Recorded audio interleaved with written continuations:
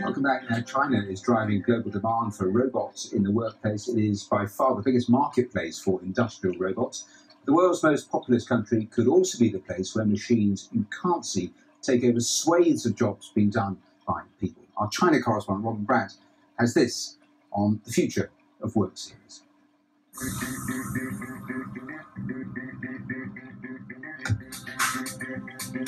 And I think the impact to people is psychologically, they will feel threatened.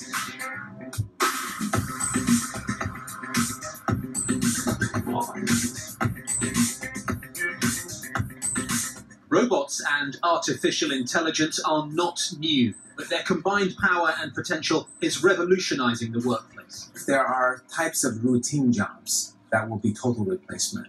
So assembly line, inspection, customer service, representative telemarketing, it will be a total replacement.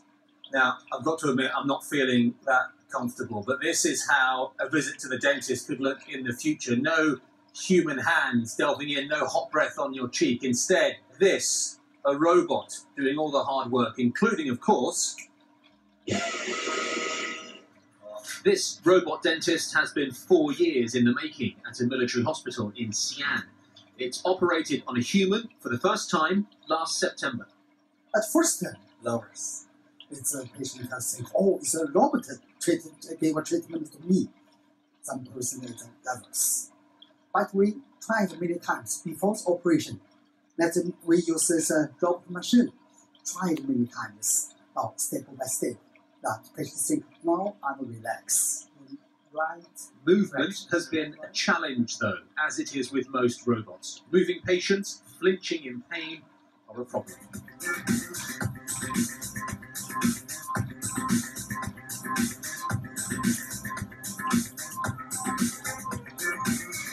AI is an enabler, not an arms race. So I think we should think about it as it's doing great things for every country, and how can we work together to benefit from it and to solve the challenges that it brings about.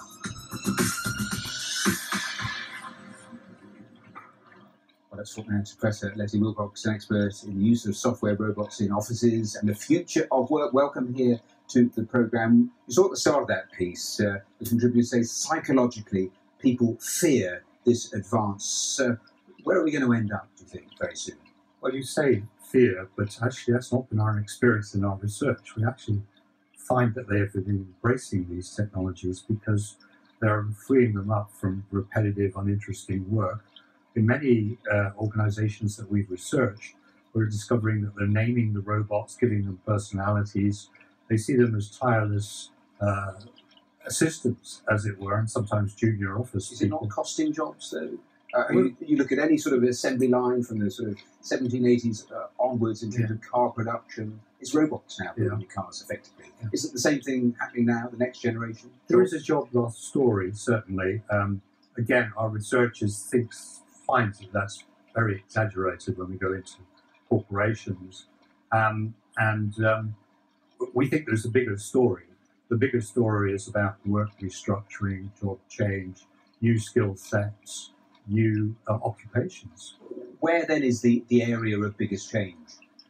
The biggest change is in repetitive kinds of tasks, activities, in data collection, in data processing, things that don't actually play to human strengths, as it were. I coined the phrase some years ago, 3 years ago, what this technology does is takes the robot out of the human. In some ways, it reverses what we've been doing to people, converting them into robots for 135 years. That side is very positive, I think. It's interesting. Only on the programme a couple of weeks ago, we were looking at the burger flipper that had been introduced in the United States. What about the combination of robotics and AR? Is that an area that is changing the fastest? You mean physical robots here? Yes. About. It's not changing that fast. I mean, it's growing, quite a dramatic growth. There are more and more physical robots being used, mainly in manufacturing. You're seeing countries like China and Japan experiencing real skills shortfalls And so they are robotizing like crazy in some cases. Germany would be another one, USA would be another one. And these countries are very often experiencing serious skill shortfalls, which where they can automate, they're actually going to be using physical robots.